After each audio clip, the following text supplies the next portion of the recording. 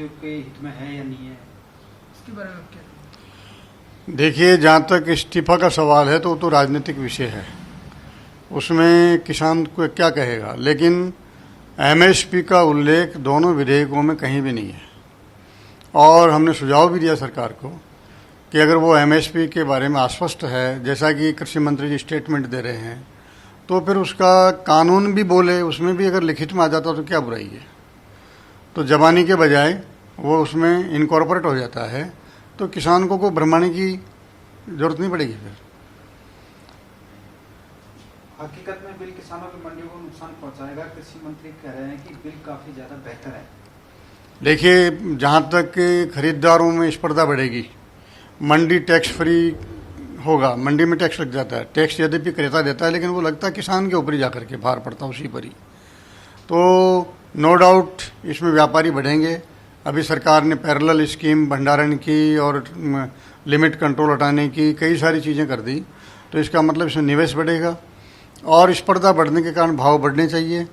लेकिन दुर्भाग्य से किसानों में भी स्पर्धा बढ़ती है बेचने की, वो सारा सामान एक ही समय पर बेचने के लिए आते हैं, इसलिए स्पर्धा को स्पर्धा खा भी सकती है।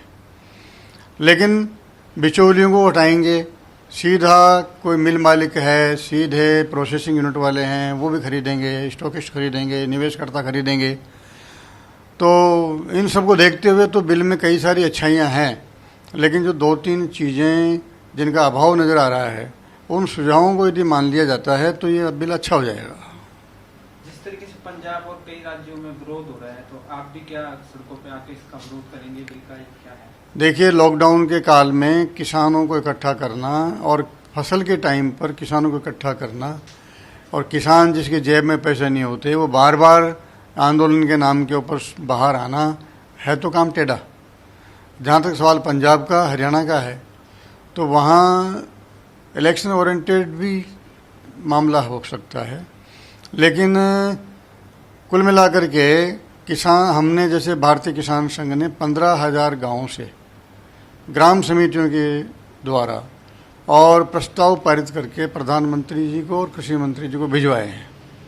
तो 15,000 गाँवों से ये काम करवाना किसी और के बस की बात नहीं है, ये किसान संघ ही करवा सकता है। एक नेटवर्क है हमारा, 80,000 गाँवों में ग्राम समितियाँ हैं, जहाँ पहुँच गए लॉकडाउन के अंदर वहाँ से प्रस्ताव जारी हो गया। तो हमारे पास तो नेटवर्क है पूरे देश भर के अंदर 550 जिलों में। लेकिन शायद सरकार मान सकती है, क्योंकि हमने जो लिखित दिया, संपर्क करके भी उनसे आग्रह किया, मेरे ख्याल से कुछ तो इसमें से बिंदु माने जाएंगे। इसमें हमारा जो बिंदु थे उनमें एमएसपी के साथ साथ में हमारा आग्रह था कि जो भुगतान की कंडीशंस है वो भी, और डिलीवरी के टाइम पर भुगतान करवा दीजिए आप। यहाँ 3 दिन दे रहे हैं व्यापारी को, किस लिए? या तो फिर व्यापारी नहीं हो, बिचौलिया है, यहाँ खरीदने का सौदा करेगा और फिर जाकर के बेचेगा और वापस आके भुगतान करेगा। उसका लाभ क्या है?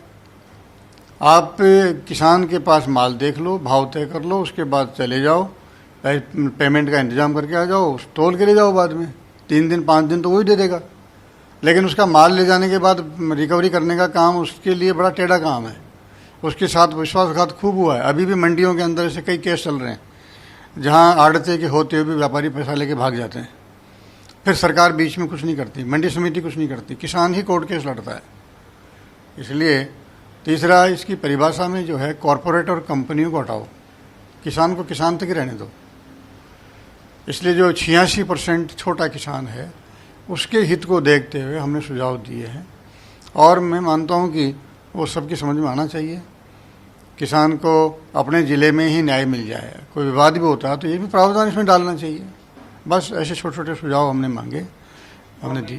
विपक्ष की जो कोई सरकार है, कांग्रेस है और कई सरकारें हैं, कहीं लगता है किसानों को एक गलतफहमी पैदा कर रही है, क्या है? देखिए, ये तो राजनेताओं का विषय है। यहाँ भी राजस्थान में खूब गाड़ियाँ घूम रही है किसानों को जो है इन्हीं मुद्दों के ऊपर आंदोलित करने के लिए। मध्य प्रदेश में भी घूमेंगी, हरियाणा, उत्तर प्रदेश में, और हरियाणा में और पंजाब में तो हम देख ही रहे हैं। तो ये उनका काम वो करते हैं, ये राजनेताओं का विषय है। भारतीय किसान संघ विशुद्ध गैर राजनीतिक है, ये किसान, सभी राजनीतिक पार्टियों के किसान एक मंच पर आएं और खेती किसानी के लिए स्वस्थ रूप से चिंतन करें। उस प्रकार का एक मंच प्रोवाइड करवाने की कोशिश भारतीय किसान संघ करता है। इसलिए राजनीतिक विषय हम लेकर नहीं चलते।